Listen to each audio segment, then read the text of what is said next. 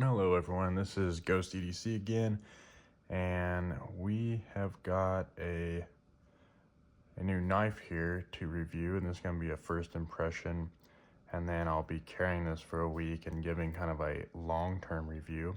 But this was sent in by one of our subscribers, Martin. You can find him on YouTube at martin.a.gutierrez.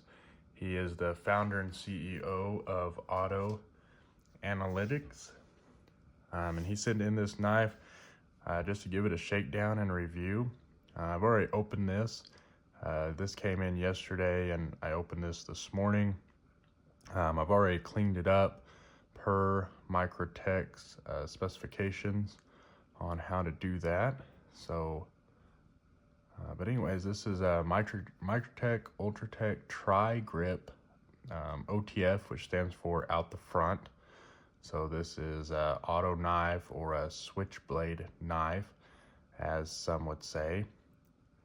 And if you're wondering what this piece of tape here is, that is so I try to keep this in the center of the camera. But anyways, I've really always wanted to try a Microtech, especially at OTF. Wanted an OTF for a while, and thanks to Martin, I get to at least try this one out and test run it for a little bit before I have to send it back to him. So Microtech, in my mind, is known for their OTFs. They make some of the best OTFs out there. They're featured in films, even from The Dark Knight to most recently John Wick. Microtech has been in all of the John Wick movies. You can actually buy a special edition Microtech from the movie. Comes in a special box and things. You guys can look that up online. This Microtech in particular is on their signature line, which means it's a limited run or a customized version of their current knife, which this one is a limited run and a customized version for Eknives, which is a website where you can buy different knives. Eknives did multiple different color waves of this. I believe they did a pink, white, and some other colors, but this is the copper. So this is the copper Cerakote. It has copper Cerakote on the clip here and the actuator for the blade, and then all the hardware is copper Cerakoted as well. And then the Tri-Grip is this kind of pattern here, which is extremely grippy. So that's good for, you're definitely not going to let this thing fall out of your hand. Good for wearing gloves, things like that. It also has the glass breaker on the back.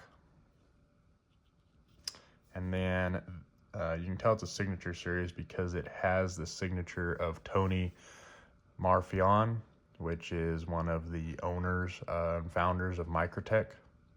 So he does a lot of customization, and that's his signature and part of his signature series. So just giving some specs.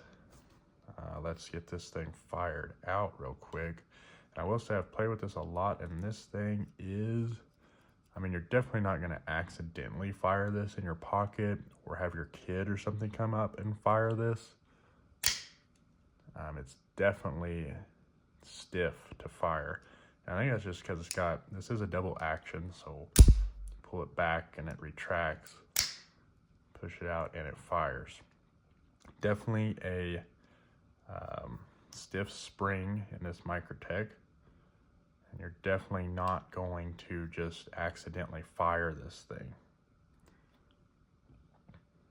So this is the Tanto blade, black, and it has the, as you can see, the Microtech there. The 3.4-inch blade, and the handle is made with aluminum. And then the clip is, blade tip down, deep carry pocket clip for the most part. You only have about this much here sticking out. This is all Microtechs. Well, I don't know if all Microtechs, but this Microtech in particular is made in the USA. And this one, I've tried to look for it in different places and you can buy it secondhand. But right now, at least on the websites I found and on Eknives, they are out of stock of these. And I'm sure since it's a signature series, a limited run, they will not be in stock. However, I did find a white one with the white Cerakote, not the Tanto, but with the drop point, and that's on Eknives for $265 right now. It's on sale. It was $350, so you can get at least the white one of kind of this version, different blade, and of course the white Cerakote versus the bronze. The blade material is M390 stainless, which is up there in the premium steels. It's with your 20 CVs, your M4s. I'd put that up there with the Rex 45, S60V, S90V, some of those steels. So a pretty hard steel, a stainless steel. And for those thinking, this is a arc-filled Ultra O-Light. It has a magnet on the back. Yes, this is magnetized. Stainless does not have to be non-magnetized. Why stainless gets to be non-magnetized is because it has a high nickel content, around 8 to 10%, but that's usually in your 300 series stainless steels. But just because it's not non-magnetized doesn't mean it's not a good stainless or a real stainless. I used to believe that actually, that if it wasn't magnetized, it wasn't a true stainless or wasn't a real stainless, but that is false in that thinking. Let's see, what else? So that is about all for the knife. Just so you can get an idea of what it measures. So yeah. A little over 3 inches of blade, 3.4 inches on the specs, and that looks like to be right. And then 5-inch handle, which that appears to be, yep, right at the glass breaker, 5 inches there. So overall length, you're looking at just over 8 inches. Not quite 8.5, pretty close. So compared to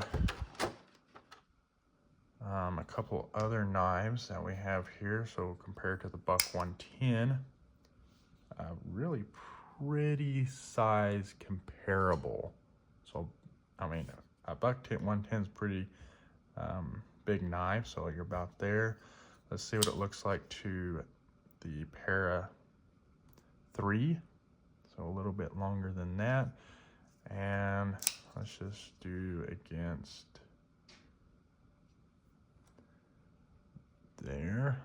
So yeah, it's bigger, has a little bit bigger blade than the Bug Out for sure. Longer blade than the Para 3, and not quite as long a blade as the Buck 110. I would compare this more if you look at, you know, kind of how thick it is. Definitely not as thick as the Buck 110. The Para 3, I would say it's the Para 3 is just a bit thicker than this knife for sure. I kind of back to the O-Light, it kind of carries. I mean, I've carried this a little bit today, but not a whole lot. But it feels like to me like carrying this O-Light. I mean, it's got the same profile when closed. It's not as thick as the O-Light, so you're quite a bit thinner there. But it's pretty much like carrying an O-Light. A lot grippier than this, a lot grippier in your pants. We'll see how that goes, about a week of carrying this and then coming back with a review. But just kind of messing around with it today a little bit. Definitely carries like an Olight to me. So again, this knife Martin has had, I would assume the date on this is 11 of 2022. So I assume he bought it around then, but you can see it's definitely been carried. I think Martin's carried this every day. Every time I see him, he has this knife on him. And it's patinaed pretty good. It looks pretty cool like that. So you can see the wear here, the wear on the button there. And then you can see the Cerakote starting to come off the hardware there. And then this little lanyard hole and the glass breaker. And then the blade, as you can see, has definitely been used. Still straight though, so good, no prying. Something I was curious about as Microtech is the blade play, and it is normal for a little bit of blade play on these OTFs, which this one does have a tiny bit, but definitely not bad. Definitely a premium knife here. And again, normal for that to have that little bit of blade play. I'm not sure if Martin has ever sharpened this knife, but yeah, it's still not bad if he's never sharpened this knife. Definitely the Tonto part is pretty dull, so we are going to try to sharpen that up a little bit.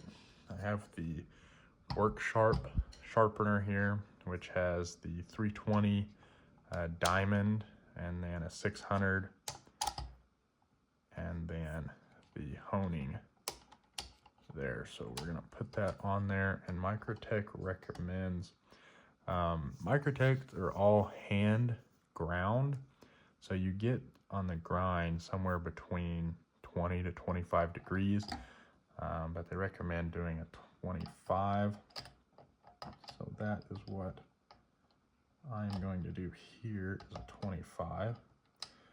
So the nice thing about this is that, one, you clamp it in this clamp here so it doesn't go anywhere. And then you can set your angle here to whatever degree you want, and it'll stay there. So you basically cannot mess this up. So there is 25. And we will sharpen this and see how it comes out. I'm gonna pause the video for right now because I don't think you guys want to just see me sharpen this for a while. So we'll see how it turns out here in a second. Okay, we're back here and we've sharpened that. As you can see here, if I get that to focus, we have a nice clean edge. And now we'll see, as before, I think still needs maybe a little bit of work, but definitely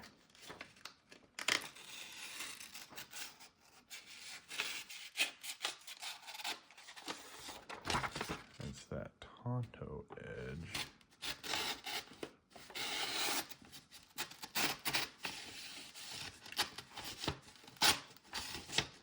That still needs a little bit.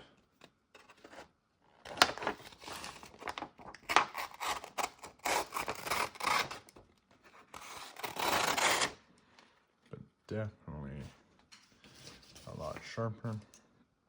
We may work on that a little more. We'll just see how that works. So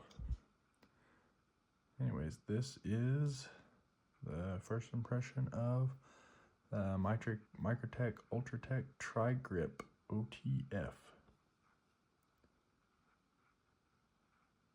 Thanks for watching, everyone. We'll see you next time.